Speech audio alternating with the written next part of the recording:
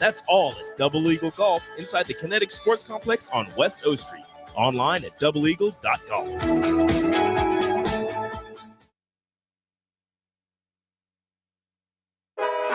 Live from the heart of Lincoln, America, welcome to Ticket Weeknights on 93.7 The Ticket and theticketfm.com.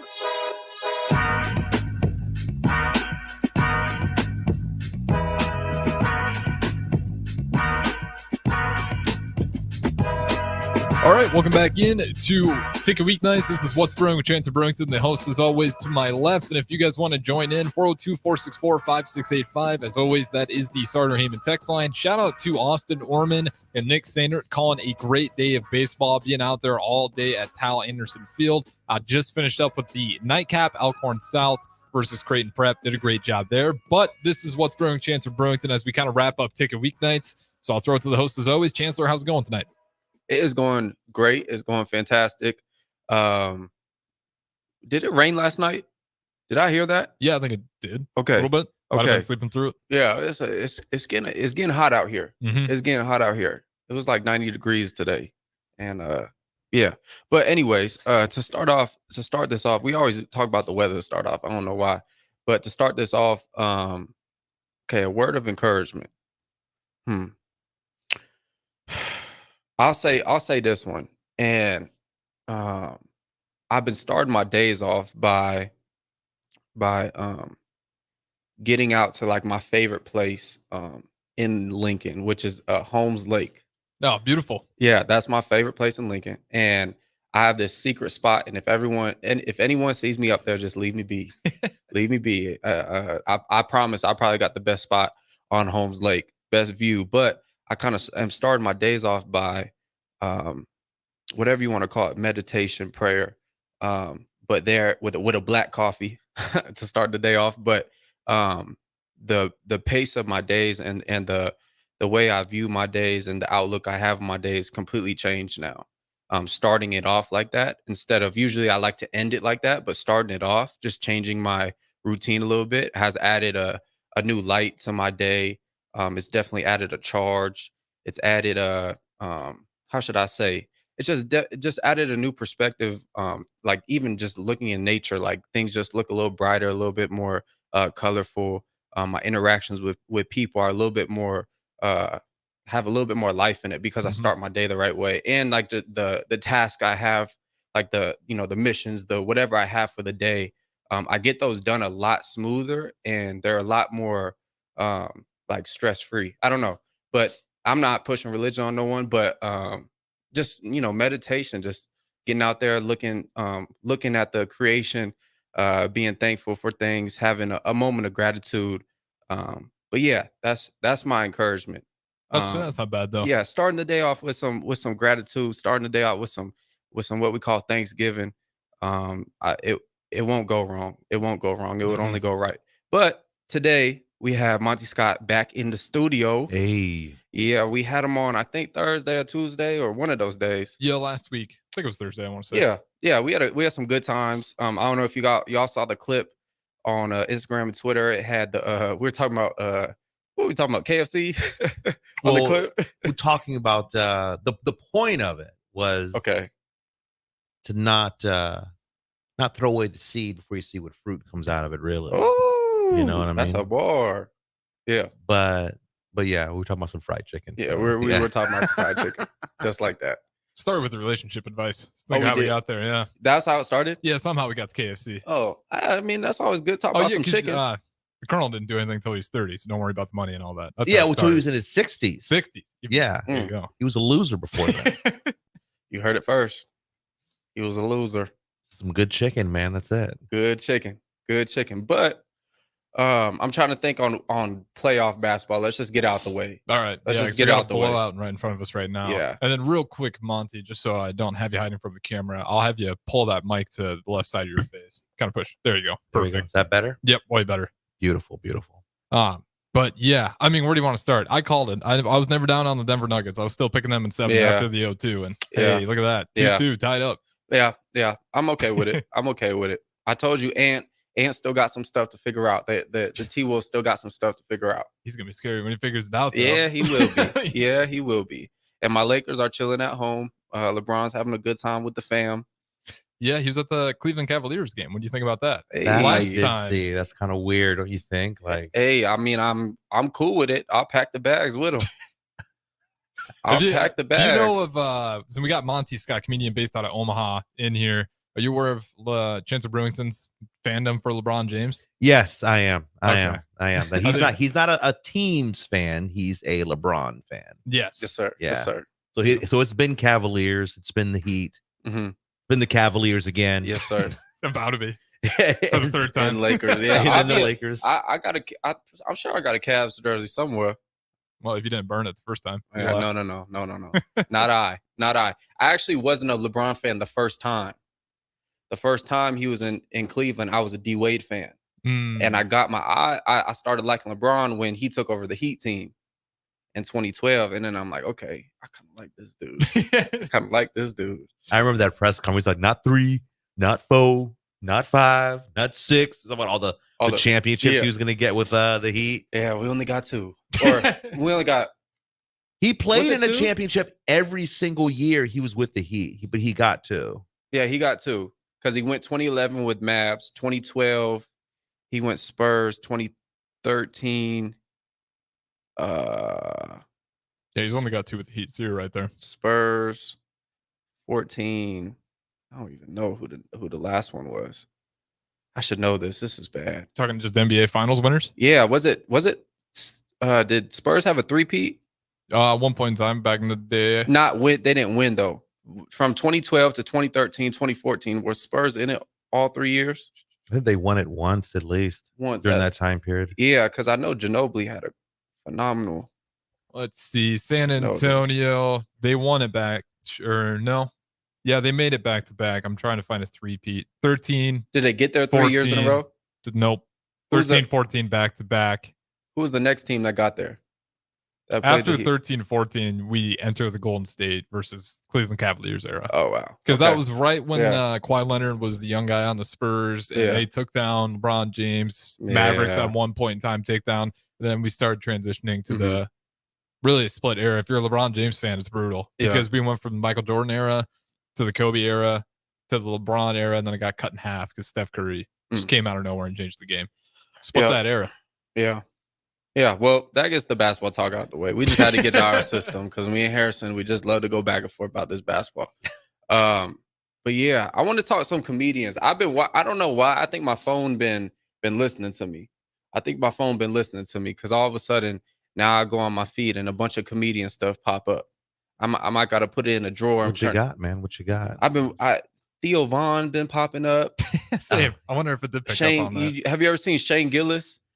Oh my gosh. Shane Gillis been popping up. Old Bernie Mac's been popping up. I'm like, okay, that one. That is weird. The old Bernie Mac, that one was crazy. Yeah. Their phone is listening to you. Yeah, definitely. There's no way old Bernie's popping up. Yeah. On my feed when I'm liking sports videos and nutrition drinks. Like, no, there's no way. But yeah, someone's listening to me. So I haven't watched it. I still need to watch that roast of Tom Brady. I haven't watched that yet. And I plan on it. I do plan on it. But I was on vacation again. Yeah. You know what I mean? But that's one of the best roasts ever. Definitely got to make time for it. Yeah, that's what I heard. But I heard Kim Kardashian got booed. Yeah. I thought the worst for her because she was the only one not on the stage, and I think every single person up there had a bit where she was the center of it. She was getting killed. Yeah, I mean, she's easy. Yeah. Low hanging fruit there, though. I mean, people are gonna laugh at it. You know what I mean? Did you see Tom Brady checked? Who was it? I don't know. Right at the beginning. Yeah, I don't know. Cut that. I don't know who the comedian was. It was right off the bat. I'm not sure. He was like the first guy to go up there. Yeah, I wasn't familiar with who he was, but there was a joke about Robert Kraft, and he said, "Nah, cut that out like ASAP." He pulled an alpha move. I was like, "This is a roast, though, isn't a roast like everything flies, right?" That's what I would imagine. So, but apparently not for Brady. Yeah, Brady's I wonder if that was like the one rule they had, like, hey, everything's free game, but the roast is about me. We're not going to bring him into this. And then the first comedian's like, oh, we're not going to not touch it. I'll just get it out of the way quick. Right. Yeah. That's my guess. Yeah. That's like tough though. Yeah. Tom Brady, he don't play. Well, not anymore. He doesn't. He retired, right? I'm not a sports fan, but that's what I heard at least. Factual. The Factual. funniest thing I've ever seen at a roast was one of the comedians actually getting roasted by another comic. And I forgot who was being roasted. I think it was Shaq or Mike Tyson. But Jamie Foxx started roasting this comedian that was on there because this guy was bombing. The comic was bombing. He wasn't getting any laughs at all. And like Jamie Foxx, it was a roast of Emmett Smith. That's what it was. Oh, okay. And Jimmy Foxx started like roasting the comic that was up there. It's worth YouTubing. So is Jamie Foxx like part of the panel getting roasted? No, he's part of like when he's one of the comics, like the roast master or whatever. Okay. You know what I mean? Yeah. And he just comes up out of nowhere. Was it Doug Williams? Was that the guy he's roasting? No, they were roasting Emmett Smith. Oh, okay. It was roast of Emmett Smith, and it's definitely worth YouTubing, like for sure, because in the middle of it, Doug Williams might be the name of the comedian. I don't know, but yeah, yep, that's the name of the comedian. Okay. So Emmett Smith. Okay, yeah. And out of nowhere, like Jamie Foxx's microphone was working apparently, and he starts like making jokes like he's in the brain of Doug Williams. Like, all my jokes are going bad. Maybe I should just tell a joke about Emmett. You know what I mean, or something like that. and like it was the funniest thing in the world, and you could tell like, you know, Doug Williams, you know, like everything just went downhill for him after that. Like it was just bad. He couldn't catch himself. He couldn't regain the crowd. You know, Jimmy Foxx just had it. And he took it. Yeah, Jimmy Foxx. It was hilarious. You know what that reminds me of? Have you seen Nutty Professor? Yeah. When Eddie Murphy is taking a girl out on the date, and Dave Chappelle he's like, he got the buck teeth.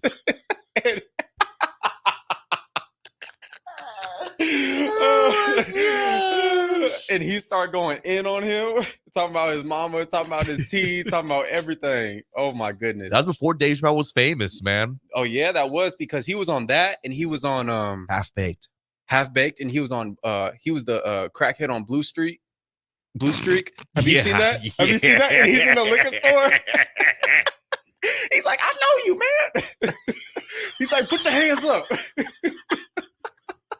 Oh my gosh. Oh my gosh. I used to binge like 90s, early 2000 movies when I was younger.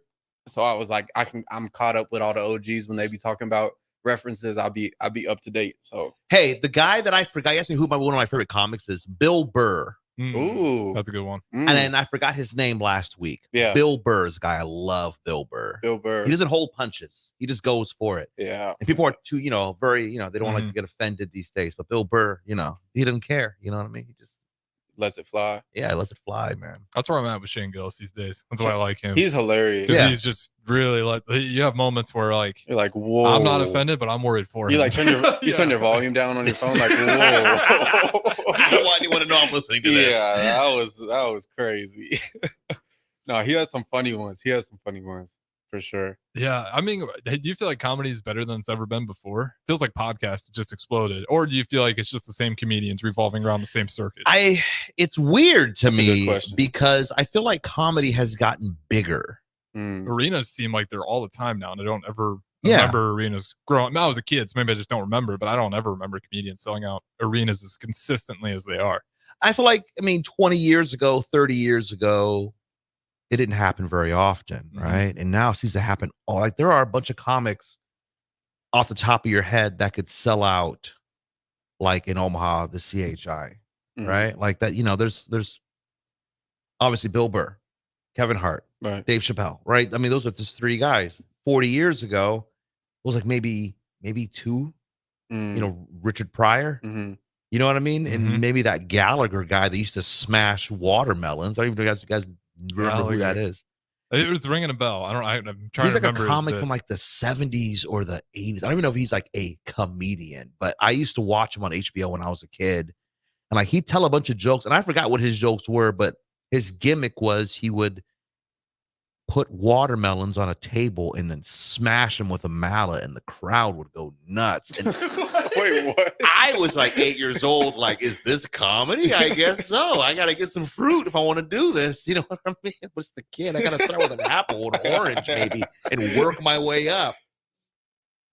Well, I gotta see this. He's pulling it up right now. Yeah, I'm just trying to figure out who this man Dave is. Chappelle made fun of him. He did? Yeah, Dave Chappelle on the Chappelle show. Yeah. Just looking at Gallagher, it does seem like it's He looks fit. like a Florida nut. guy. Okay, it's making a little more sense now.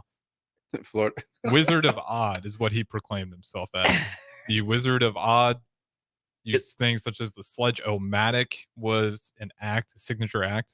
I'm assuming that is the watermelon with the sledgehammer. Yeah. I'd have to do a deep dive on this. This guy. is the 90s. I was watching it and like it was old. You know what I mean? It was like the videos themselves were old. It was not new when I was watching it. Well, it says like was prop comedy just like you had to have prop comedy back in the day? So it feels like that was just so many comedians. It was like prop. Like, I mean, like Carrot Top. Yeah. I don't know, dude. I was a kid. You know what I mean? I just saw this guy breaking watermelon. And there was Carrot Top was real popular. You know, which he amazingly got like swole out of nowhere. Really? You know what I mean? Yeah, Carrot Top is like huge now. He's like the Hulk. And when I was a kid, he was like skinny like me. You know, but whatever. But I feel like it's kind of weird. Is that? that's Carrot. You never seen Carrot Top? I've never seen that. Is that that's a man? Yeah. I've never seen that man in my life. That's a man. Yes, Carrot Top's a man, and his big thing is prop. He's a prop comic.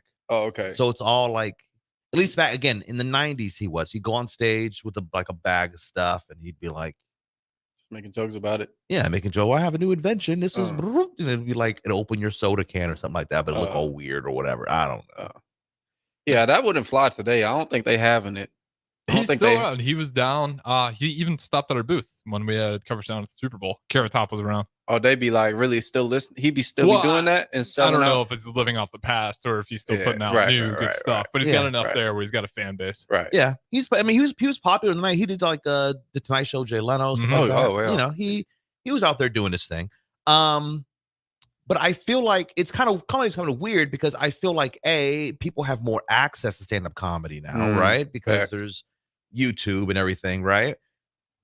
And streaming services. So it's easier for comedians to get specials now. I know 2 comics that have specials on streaming services, right?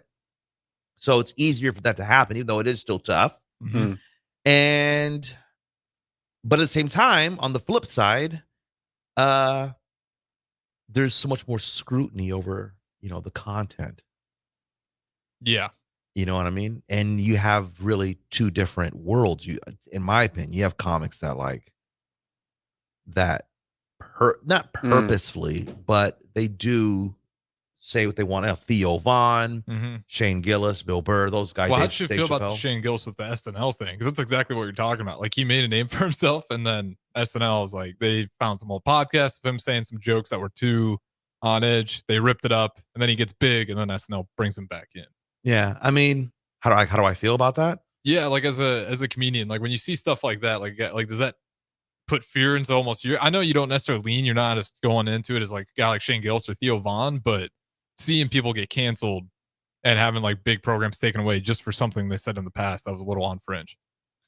I think you should just be yourself and own what you say. You know what I mean? I mean, I've certainly said things people would take offense to. I mean, I've told jokes before people were legit got mad at me and were like, how can you say that? That's a terrible thing. And I was like, yeah, got laughs though. So I don't know what you want me to say. Like, I heard everybody laughing. I don't know what you know what I mean? And she's like, well, yeah, but still it was wrong. And I'm like, yeah, I can see how you say that. But then today, I don't care. I'm going to say it. And it's art. You know what I mean? It's art. It's art to me. Yeah. You know what I mean? There's other arts out there that are crazy more offensive. You know what I mean? And I don't know. I mean, I can see how people say, "Oh, you shouldn't." I don't set out to purposely hurt someone's feelings or make someone angry. I don't do that. But at the same time, I'm not going to have something I feel is funny or impactful and not say it because I know it'll make someone mad. If that makes sense. I'm not gonna. That's not gonna be my goal. But if I know it will, I'm not going to make the kitchen smell bad, but I'm going to fry some fish if I want some fried fish. Oh. That's a good analogy. You know That's what a I good mean? one. Like, That's I'm- a good one. I'm With that frying. being said, we'll go ahead, throw it to break right here. We got Monty Scott, the comedian based out of Omaha. Chancellor Brewington, the host as always on What's Brewing. Chancellor Brewington, shout out to Justin on YouTube for joining along. You guys are also welcome to join in on the Starter Heyman text line, 402-464-5685. We'll throw it to break. Talk to you in a little bit. Spring is a time of new beginnings and trying new things. If you haven't tried Furious cheese spread yet, the time is now. For parties for St. Patrick's Day and Easter, or celebrating the NCAA tournament with friends, there's no better dip to bring everyone together and celebrate something from Nebraska. Get to your local grocery store today and load up on Furious cheese spread. No event or party is complete without it on your table. Join On the Block and Old School live from Scissors and Scotch on 30th and Yankee Hill on Thursday, June 6th to celebrate their grand opening. Feel better instantly with a beard trim, haircut, or a traditional shave courtesy of the experienced and professional barbers at Scissors and Scotch. Stick around after your cut and enjoy a beverage in their cozy bar area, and don't worry, there's more than just Scotch. Spend your afternoon with Scissors and Scotch at 93.7 The Ticket, live on location June 6th from 2 to 6 p.m. Spring in Nebraska brings green grass and warmer weather, but it also brings severe storms which can cause damage to your home. Meadowlark Exterior specializes in hail, storm, and wind damage restoration, as well as roofing, siding, and gutters for commercial or residential buildings. Meadowlark Exteriors focuses on fine craftsmanship and proves that in their attention to detail. They offer free roof inspections and estimates and insurance claim assistance, serving the Lincoln and Omaha surrounding areas. Call today at 402-875-2956 or go to meadowlarkexteriors.com. Nebco is hiring CDL drivers for ready-mixed concrete, Husker Concrete, and Beatrice Concrete. Nebco offers great pay, medical and retirement benefits, paid time off, and we pay for CDL training.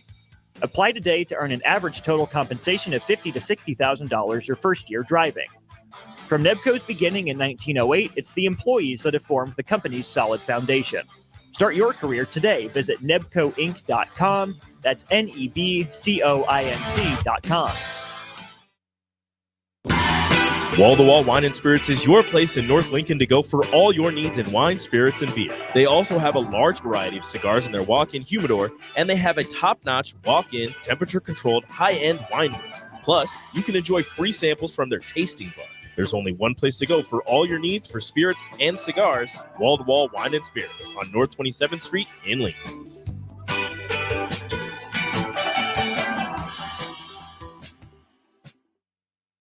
Do you need motivation to get to the gym on the weekend or even in general? Tune into the Movement Hour each Saturday from 10 to 11 a.m. Movement Academy owner Robert Kuhlman will host the show as he introduces new ways to stay in shape. The Movement Hour every Saturday morning from 10 to 11 a.m. on 93.7 The Ticket and theticketfm.com. If you're a homeowner or a business owner, you have a lot of projects, and no one has an unlimited budget or time.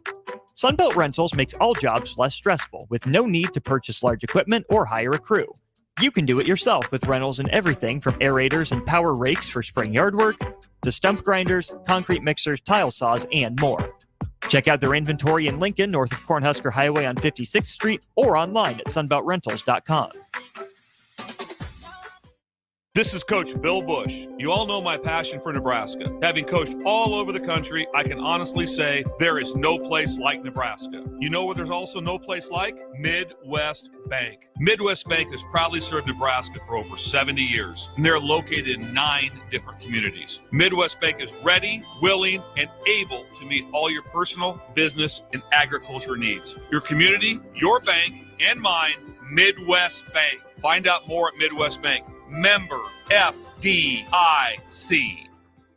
Perch Merch is your one-stop shop for all your printing and promotional needs in Lincoln, Nebraska. They specialize in screen printing, embroidery, vehicle wraps, window wraps, print collateral, promotional products, and signage. At Perch Merch, they are committed to delivering high-quality products and exceptional customer service. Their experienced team of designers and printing professionals will work with you every step of the way to ensure that your vision is realized. Call for a quote today at 402-217-5212 or go to perch-merch.com. Back to The Ticket weeknights on 93.7 The Ticket and theticketfm.com. All right, welcome back into What's Brewing with Chancellor Brewington. The host, as always, to my left. We got the comedian Monty Scott in today as well for our guest. So without further ado, Chancellor, I will throw it back to you, man. Yeah, I just thought of something. So I was reading this book. It's called I'll be reading. So if y'all got any book suggestions y'all want to put in the chat, let me know. Brewers, chime in. But I'm reading this book, or I just finished it today, actually. It's called I Heard God Laugh. And it actually talks about how God has a sense of humor, which is pretty cool. I believe it. Yeah. So, but I know he does. I look in the mirror every day. Like, this guy's gotta be laughing at me. No, for sure. And it brings something up that's not really like religious or anything. I'm not religious at all. So, but it just brings up a statement and a principle of just showing up, whether that's to your job, to your place. For specifically the book, it was talking about in your meditation time, just keep showing up even when you don't want to. And I don't know, I was gonna share that at the beginning of the show, but I would just encourage anyone who's in a predicament with, if that word sticks to you and it makes sense to you, just keep showing up. But to get back to what we're talking about, have you heard of Eddie Griffin? Yes. He's one of my favorite comedians. You know, he's like a legitimate genius too. He's a member of Mensa. What is Mensa? It's like a organization for geniuses. He's a genius? Yeah, like an actual, like, that's what I've heard. So Harris is looking it up right now. I hope I'm not wrong. Was he play Super Brother or something? Undercover Brother. Undercover Yes. Brother. Yeah. He's the genius. That is so crazy. He has some of the best. That one stand up when he has the navy blue collar and like the white flat top hat. I don't know if you've seen that, but that stand up is, I love. That's probably one of my favorite ones. Harrison, is he a member of Mensa? Trying to figure it out right now. His Okay. Wikipedia didn't have it. Okay, well then he might not be then. I heard he is. Hey, I'll take it. It's good enough for me. Maybe it's another comic then. Maybe I'm getting it confused. I like it. Eddie Griffin's part of Mensa, whatever Mensa is. But we'll start it. We could start it. We could start that rumor. Yeah, you heard it here first. They're hiding Live it. news. Like, we don't want the undercover brother in our And LeBron organization. James is part of Mensa too. No, that one's not flying. We'll just say, yeah. Okay. He made it. He Yeah. made the cut. That's funny. I love Eddie Griffin, man. There are very few comedians I don't like, is the thing about it. Because even if I don't personally find you funny, I respect what you do.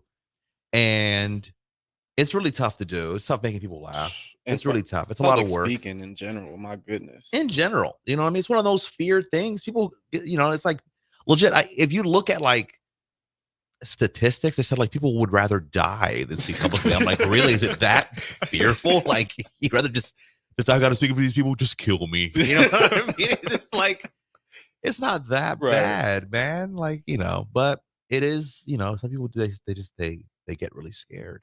How about that? Like in class, like back in the day, did you ever take public speaking? You had to have, right? Yeah, I think I did speech. I went to a private school, so it was a little in different. college. You didn't? Public speaking, yeah, we had to do speeches. I ran up right into COVID though, so it was a weird. Some Zoom speeches and whatnot wasn't the hardest. I did public speaking. Yeah, I had a few things where I had to present some stuff in college. Public speaking was the worst. We had I was in a public speaking class, and they did. We had to, like, for our attendance. Mm-hmm. Everyone, like, once a week would have to, and it was a small class too, but every person would have to go up there and read like a Dr. Seuss book out loud to the whole class. What grade was this? And I was like a junior in college. Oh my god! Hope you can read. Hope that professor lost their job. Like, we're literally paying all this money and we're literally doing Dr. Seuss. Get out of here, bro. No, like, that was our attendance. So, like, if you could, like, I was not really trying to go to class. Sorry. But I just wasn't trying to. So I would make sure, like, I would read my book, and like the next class I would miss because I know I wasn't going to get called again. But yeah, for attendance, we had to read out loud Dr. Seuss book. Like everybody. So like if I was in the class, like every time I showed up, I'd have to read the book, or like it would be like a random pick. It'd be like Robin, three people would have to read, and once you got picked, like you wouldn't get picked for probably like 4 more classes. So you had like a 4-class window that you could miss unless you had a presentation. Statistically, I don't know if y'all students be playing the game like me. I used to play the game. You have to. You have to. I did in college. Yeah. You actually don't have to at all. Well, now you just use AI, do everything for you. Yeah, they can't. That's pretty crazy. They can't read one fish, two fish for you though. I wish they could. I would be furious. I'm like, what? Like, this is literally kindergarten. Nah, seriously. I was this again. Yeah, I was mad every class. I had to go up there sweating profusely. I kind of cheated with public speaking in school. So I never took the class, but I was always kind of funny, you know. And so when there were group projects, I wouldn't do any work, but I would just be like, well, I'll just present it. And I'm like, oh, okay. Oh, you were the presenter? Yeah, oh, people are always so afraid of, you know, especially That's teenagers. They're deathly embarrassed of coughing in the room. You know what I mean? Like, you know what I mean? Like, so I would just, I'll just do it. You guys, you know, and they would like do all this work. You know what I mean? Like, and they like, you know, like the day of, they're bringing in posters and like the solar system with like an orange. I'm like, what? How did you do all that, bro? And it's like, well, you know, why don't you just say this, this, and this? I'm like, okay. And I'd say it. I'd make it funny. And we'd pass. And that'd be it. We get it. We get an A. Hey, there you go. Did you ever have a problem with public speaking? No. Never? No. I mean, I get, again, I said the last time, like, I do get nervous. Right. But I just, you know. It's never a major problem when you're young. No, not even as a kid. No. And even like, as a teenager. I wonder where that comes from, the fear of public speaking. It's literally our entire existence is talking in relationships. Yeah, that makes true. No sense. That is true. I think it's the fear of acceptance. I can't kind of judgment. Yeah, how because people see you. Yeah, it's kind of like how people are going to see you. And like in a conversation, there's give and take. I mean, I'm guessing. Okay, I'm not. It makes sense. I'm not a therapist. I'm not either. I'm following along though. But you know, in a conversation, there's give and take, right? Like I open up a little bit, you open up a little bit, and we go back and forth. We trade. You know what I mean? But in public speaking, it's all you for 10 minutes or 20 minutes or whatever. You know what I mean? It's just, and you're sharing and sharing and sharing and sharing, and people are just looking at you, and then at the end, it's like, are they going to clap or are they not? And you're all this wondering, at least like when you do comedy, honestly, I will say this. I couldn't imagine being a musician. Like I do comedy and like, I know out the gate, whether you like me and I can tell, you know what I mean? I, you know, cause I was talking, you know, it takes 4 seconds to tell the joke. Oh, you think I was funny? Okay. I'll tell another one. You didn't think that one was funny. And maybe you hate me. I don't know. You know what I mean? But I can tell. Whereas a song, you got to play this song for 3 minutes and they're just sitting there and you hope that they're like tapping their foot. Right. And you know? Yeah. If you don't get no taps, that's crazy. You're 2 minutes in, like, I already did 3 choruses. Yeah, like, man. You know what I mean? I've done like the spin by the microphone and the hip shake. And they didn't even like that. You know what I'm saying? They're just looking at you, or you get one of these where they just start going on their phone. Oh, that's the worst. That's the worst. Oh my goodness, that's bad. So I can't imagine that. You know what I mean? Or like the people that do slam poetry and stuff, where there's no reaction. At least with comedy, there's feedback. So when I think that's what people fear is like it's all you. You can stutter, you can mess up, you can slip and fall.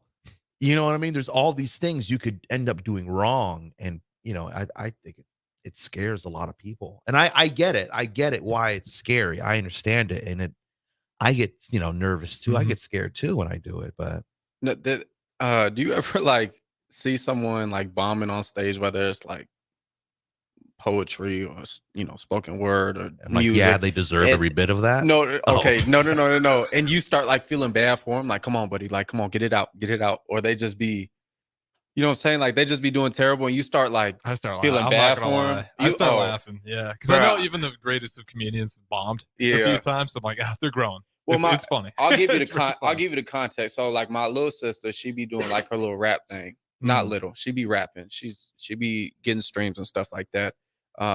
She actually made a few she's a Christian artist. She actually made a few playlists like Rapzilla and stuff like that. So shout out to her. That was just a little shout out. But I went to a couple of her like open mic stuff, and some people are just not good. Yeah, family Yeah. stuff. Like that's one. Yeah, like, I'd be and I'll nervous. just be like, "Come on, buddy! Like, come on!"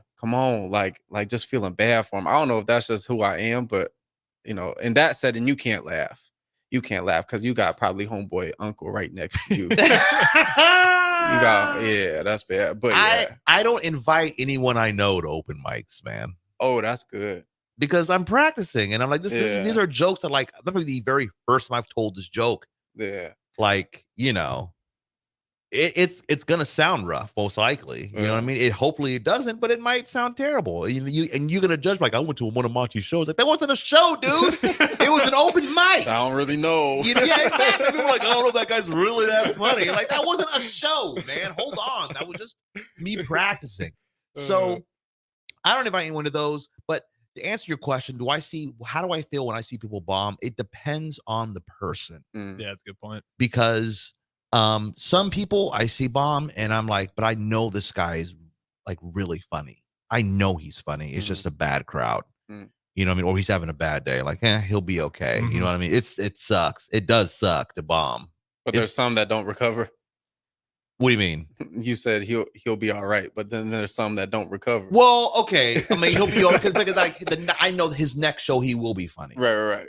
But there are people that aren't funny. And they ain't gonna recover. They're not gonna recover. I mean, there is no recovering. Like it was never alive. Right. It was never not sick. Right. You know what I mean? It's always been bad, but they're just not funny. And I don't know. They might get, one laugh out of like 10 jokes or something. A little sympathy chuckle. Like, you know what I mean? And that's a little Kawhi laugh. Kinda.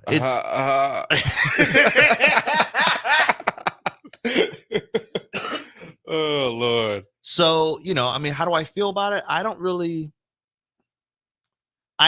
like necessarily root for them, but I don't like root against them. Like bombing is horrible. I hate it. But at the same time, I'm not gonna trying to think, like, what's the equivalent to bombing in sports? Like, is that like dropping a pass? Yeah, I'd say it's like dropping a touch. No, it's an all eyes on you moment where you dropping a touchdown up. pass. Well, no. It's got to be bigger than that because like it can't be one thing for one play. Yeah. That's just telling a bad joke. That's you like can tell a bad joke. People don't even know you told the joke. That's like a quarterback throwing 4 picks in a game and just completely trashing the game. I would say it's like a blowout. Oh. Yeah, that's a good way to put it. Because it's got to be the whole thing. Like I can tell a bad joke, and and then the next joke is hilarious. Yeah. Okay. That happens. Okay. Like not all of your jokes are but hilarious. The definition of bombing is like continuously bad. Like you don't get the whole show. It was just essentially trash. Yeah. You can like bomb the very beginning, but you kind of come back and you do better, but you dig yourself out of it. You know what I mean? But that's tough to do. It does happen though. It does happen. It's tough to do. By the grace of God, boy. Right. That's what you're thinking. Like, Jesus. I was like, Jesus. But I mean, essentially, when you bomb, like it's the whole set you did, the whole 10 minutes or 20 minutes. Oh, that'd be so rough. Imagine having your people there and you just. And the worst is like when like you're doing so bad, you have like you'll see this happen. Like someone will be like, oh, he's going to do 20 minutes of time on the show. And he's doing so bad. Like they light him after like 10 minutes. Like we're just going to just cut it short. Yeah, we're just going to cut this short today, buddy. Thank you though. It was a good try. Oh, how many open mics? That's just a silent walk to. Hey guys, that's my time. Thanks a lot. You guys been great. There's, just kind of regain the confidence on the car ride back home. Oh, just, hey, bro, like this is a rough day, but that's what you have to do. I'm gonna get there one day, though. You got to pep talk yourself, man. Yeah. But going back, I listen to, I record all my sets on my phone. That's right. So, I mean, but sometimes you don't have to listen to it. Like, I know, I just, I didn't tell the joke properly, or it just usually if you bomb an entire set, I mean, it was just bad. It has something to do with the crowd. You shouldn't blame the crowd, though. You know what I mean? Because this really isn't their fault. But at the same time, venue matters. It does matter. It does matter. Yeah. If all your jokes, I mean, I'm like, my jokes are political, but if all your jokes are about Republicans and how much you love them, and how much you're Republican, and you go to a super left wing place, they're just like, oh my gosh, just bigot, and you know what I mean, or vice versa. You know what I mean? It's like, oh, this snowflakes over here telling us jokes. They're not gonna dig you at all, even though your jokes are actually very funny. Right? They're not gonna like you, period, because of who you are. Yeah, the environment plays a big part. It does. You remember your first open mic? Like the first time you're like, I'm going to go ahead and try this out? Yeah. How'd it go? Was it a bomb or did it actually go well? No, it for a very first time it went well. Okay. I had one joke that I wrote down, which was, what was it? Oh my gosh. Something about my wife complaining that I played too many video games. Like my wife's always upset that I'm always playing video games, but I tell her like, well, my Xbox actually gets turned on when I play with it, and and that got some laughs. I was like, all right, and I wrote that. You know what I mean? Cheap one, but it got me too. It's cheap one, but it made it across the river. You know what I'm saying? That's funny. And it wasn't, it's not a clean joke. It was nothing. You know what I mean?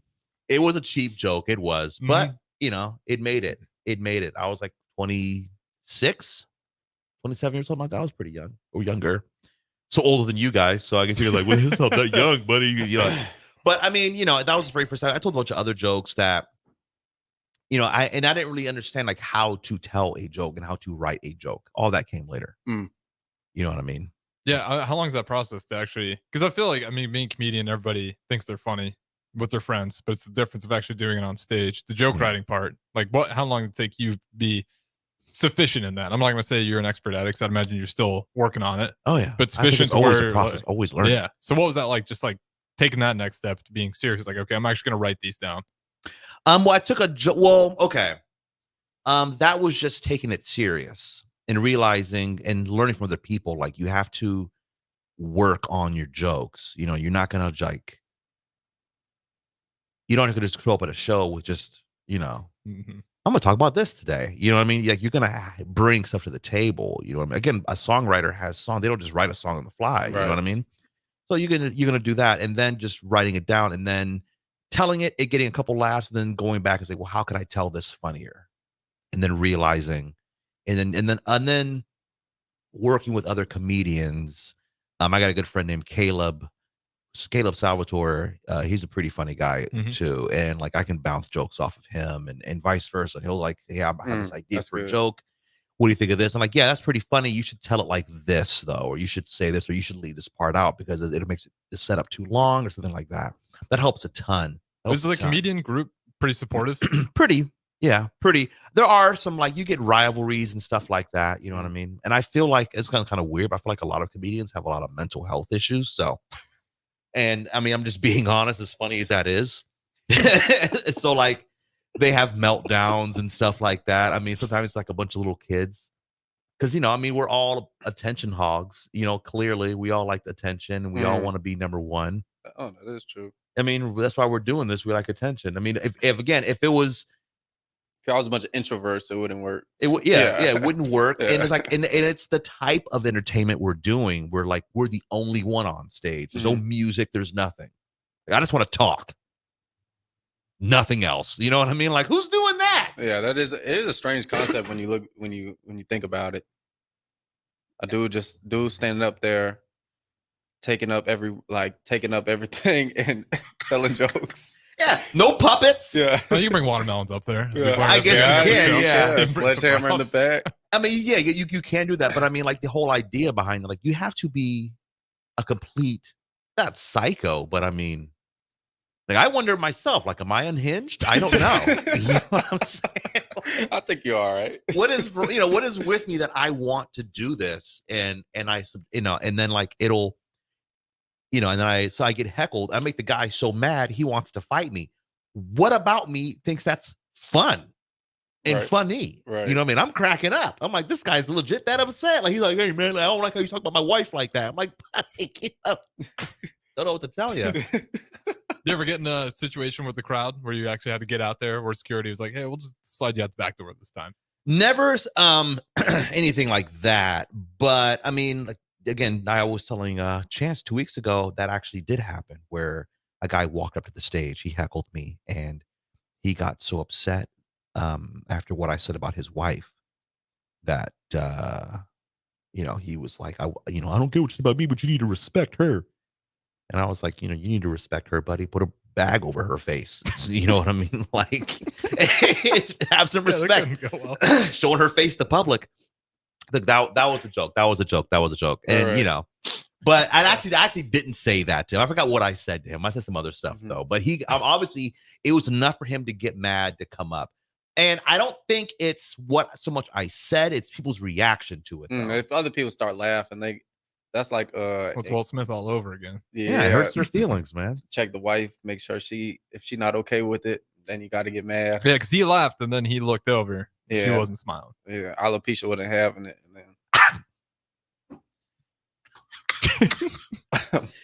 And then the girl at the show was angry with me too, and she was screaming stuff, and he was screaming stuff, and when she started talking, and then he got up. It was a G.I. Jane joke. That was probably the funniest week of social media I've probably had since I've had an iPhone. That was some pretty funny memes. My goodness. Yeah, quite the career arc for Will I love Smith. how quick the internet is too. Oh, it's so fast. My goodness. Yeah, it's gonna happen immediately. But Monty, since we're wrapping up here, you got anything coming up that you want to promote here, or ways they can find you? Just social media, Instagram, Monty Scott Comic, and my Twitter is Monty is Funny. Absolutely. We'll have those in the notes as always. Appreciate you guys listening. We'll wrap it up here and talk to you guys again tomorrow night.